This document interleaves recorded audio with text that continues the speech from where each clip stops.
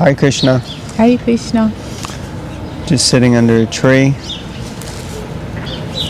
in a park called Fortune Road Park. So we feel very fortunate to be here reading the Bhagavatam under this lovely tree, which looks like it's actually dead, but when you look at the tips of the tree, you can see that buds are starting to grow on it. So it's like that sometimes in life, isn't it? Yes. You feel dead, but death is just birth because life finds a way.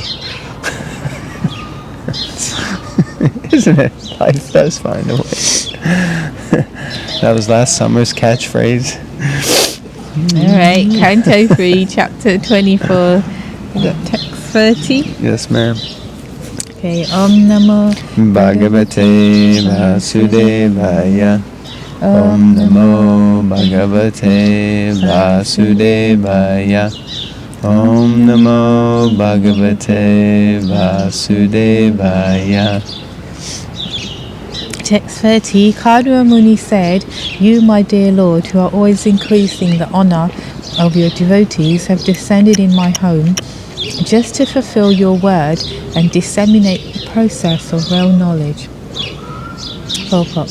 When the Lord appeared before Kadwa Muni after his mature yoga practice, he promised that he would become Kadma's son. He descended as the son of Kadwa Muni in order to fulfill that promise.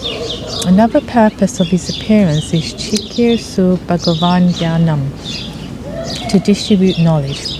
Therefore, he is called Bhaktana Mana Vardhana, he who increases the honor of his devotees. By distributing Sankhya, he would increase the honor of the devotees. Therefore, Sankhya philosophy is not dry mental speculation. Sankhya philosophy means devotional service. How could the honor of the devotees be increased unless Sankhya were meant for devotional service? Devotees are not interested in speculative knowledge. Therefore, the Sankhya enunciated by Kapila Muni is meant to establish one firmly in devotional service. Real knowledge and real liberation is to surrender unto the Supreme Personality of Godhead and engage in devotional service. It's a much clearer picture now, isn't it? Mm-hmm. So, thoughts? Yes, a clearer picture. So the Lord promised Kardama that he would appear as his son, and so now he's fulfilling on that promise. And he also comes to distribute knowledge. Therefore, he's called Bhaktanam Manavardhana, he who increases the honor of his devotees. So this is the Lord, nice names.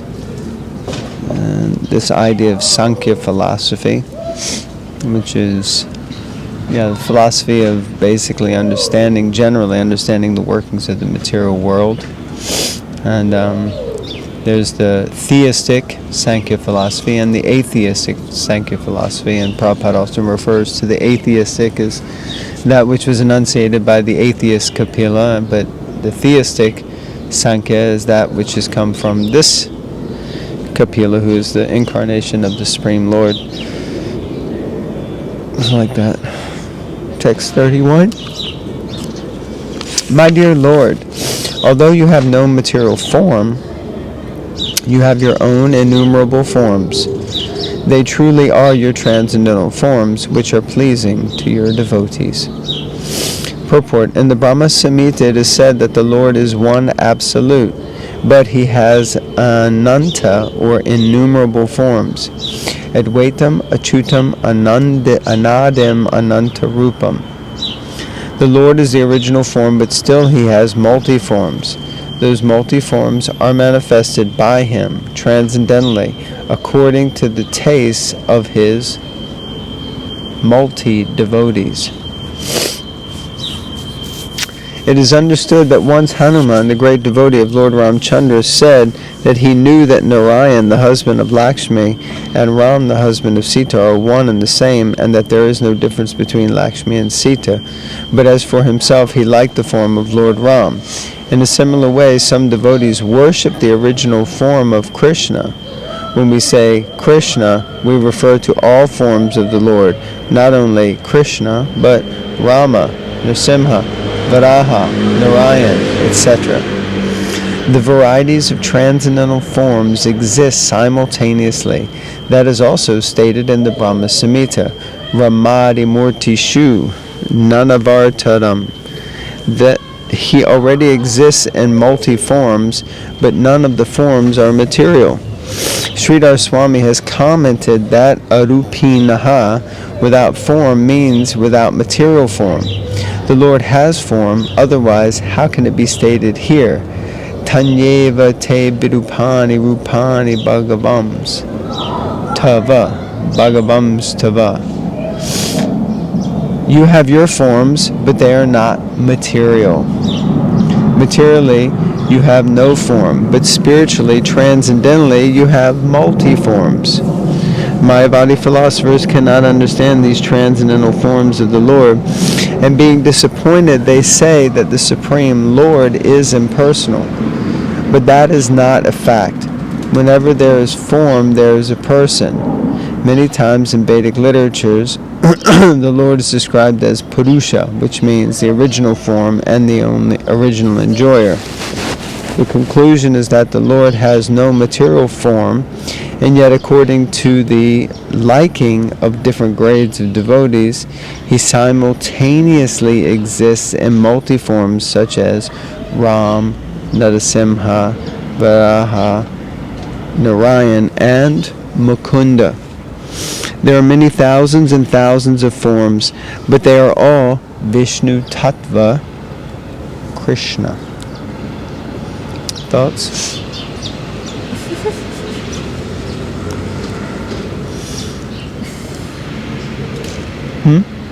No, I was just thinking that there's so many different forms because everyone's individual, so they're Krishna's reciprocating in different ways. Yeah, everyone has their individual unique tastes, likes, dislikes. Krishna's created us like that, and then he reciprocates in order to attract and please and satisfy his devotees by manifesting all these different forms to satisfy them. Otherwise, he's already got a form. He doesn't need to transform himself. Transformers. He doesn't need to, expand himself into so many others, right? Yeah, I was thinking it's like sometimes in society, or not even sometimes, all the time, we have different forms or different personas. So when we're at work, we're trying to fit in or be liked in a certain way. And because they like that type of person. But that type of person, if you bring that person home, the family, the spouse or the kids may not appreciate that type of manager or worker, so you become a different person.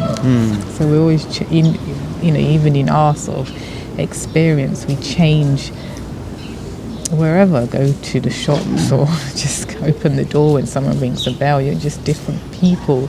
You're always being, just acting in a different way.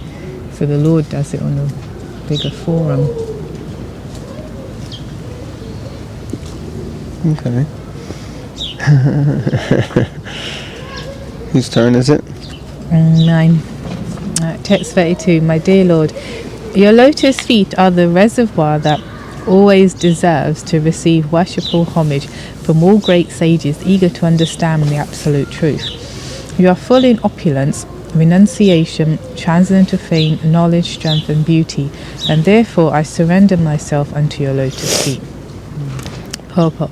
Actually, those who are searching after the absolute truth must take shelter of the lotus feet of the Supreme Personality of Godhead and worship him.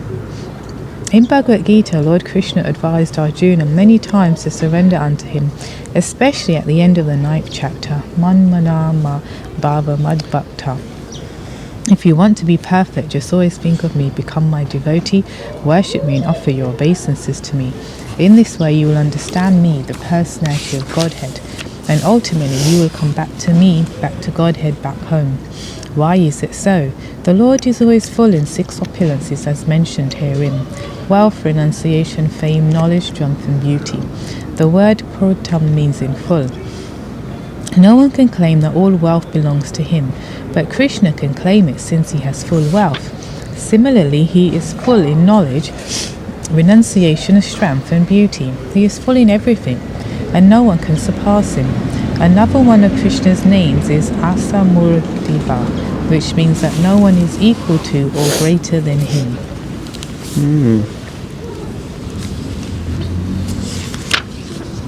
Thoughts? No. Okay. Well, we're doing a lot of reading today and less talking. Can't make up my mind whether it's cold or hot.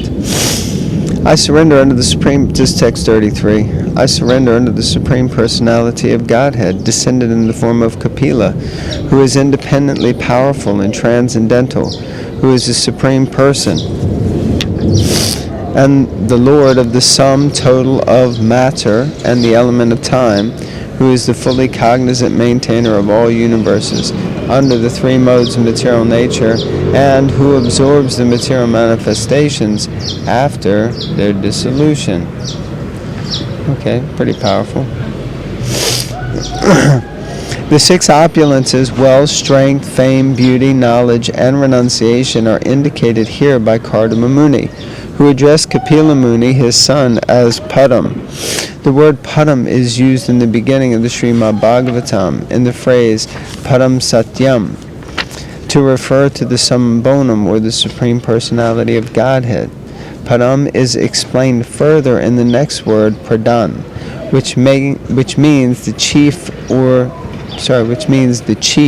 the origin, the source of everything. Sarvakarana Karanam, the cause of all causes. The Supreme Personality of Godhead is not formless. He is Purusham, or the enjoyer, the original person. He is the time element and is all cognizant. He knows everything, past, present, and future, as confirmed in Bhagavad Gita. The Lord says, I know everything, present, past, and future, in every corner of the universe. The material world, which is moving under the spell of the 3 modes of material nature, is a manifestation of his energy. Parasya Shaktir Vididai Vishuyate. Everything that we see is an interaction of his energy. Parasya Brahma Shaktishtate Dhammakilam Jagat. This is the version of the Vishnu Purana. We can understand that whatever we see is an interaction of the 3 modes of material nature, but actually it is all an interaction of the Lord's energy. Loka Palam. He is actually the maintainer of all living entities. Excuse me. Nityo Nityanam. He is the chief of all living entities. He is one, but he maintains many, many living entities. God maintains all other living entities, but no one can maintain God. That is the Swachanda Shakti. He is not dependent on others. Someone may call himself independent. Someone may call himself independent. Yeah. But he is still dependent on someone higher. The personality of Godhead, however, is absolute. There is no one higher than or equal to him. Kapila Muni appeared as the son of Kardama Muni, but because Kapila is an incarnation of the Supreme Personality of Godhead, Kardama Muni offered respectful obeisances unto him with full surrender. Another word in this verse is very important. Atmanu Bhutyanu Gata Prapancham. The Lord descends either as Kapila or Ram, Nrsimha or Varaha. In whatever form he assumes in the material world are all manifestations of his own personal internal energy. They are never forms of the material energy. The ordinary living entities who are manifested in this material world have bodies created by the material energy. But when Krishna or any one of his expansions or parts of the expansions descend on this material world, although he appears to have a material body, his body is not material. He always has a transcendental body, but fools and rascals who are called mudas consider him one of them, and therefore they deride him. They refuse to accept Krishna as the Supreme Personality of Godhead because they cannot understand him. In Bhagavad Gita, Krishna says, Avajananti mam muda. Those who are rascals and fools deride me. When God descends in a form, this does not mean that he assumes his form with the help of the material energy. He manifests his spiritual form as he exists in his spiritual kingdom. Interesting. Thoughts? Have you got any thoughts? Not really. I mean, I'm finding myself a little thoughtless, and yeah, somehow, yeah, not really, yeah, finding it so, I have to say, inspirational, or yeah, it's not really pulling anything out of me, so neither mind. But fools or rascals who are called mudhas consider him one of them, and therefore they deride him. So, thought that was powerful. Yeah, and that his form is not assumed with the help of the material energy. He just manifests as he is, just as like we would go in this body, obviously, to another country as we are. We don't need to do anything. Same way he's just going to another universe, another planet. But he just comes as he is. It's the assumption by the less intelligent is, well, if he's come to the material world, he must have a material body. But if I go to France, it doesn't mean I become French. That's a nice example. So nice example. It's so nice to consider that this same self-body that he has, you know, he's existing somewhere. Well, in one sense, simultaneously in the spiritual world as elsewhere, but that one same self-person is just full and complete in himself. And, you know, you can even do like a meditation that he's just maybe just sitting under a tree or just talking to Mother Yashoda or one of the gopis. You know, there is one, it's hard for people to comprehend that it's actually just one personality that this all stems from. Yeah, it's very difficult to comprehend, isn't it? One person is the origin of all this? How's that? That's because we make a material assumption, or we try to see it through material vision, which is limited. Yeah, and because we ourselves need the help of at least one other, if not more than one other person to do anything, even to procreate. And he don't even need that, so it's Prabhupada, as we read. So it's hard. It's natural, we make assumptions about someone else based on our own stuff, abilities or lack of. We see the world through the lens of our mind. Sometimes that lens is not good. Yes. Know what I'm saying? Okay, so we'll finish here, and from Fortune Park, over and out. Hare Krishna.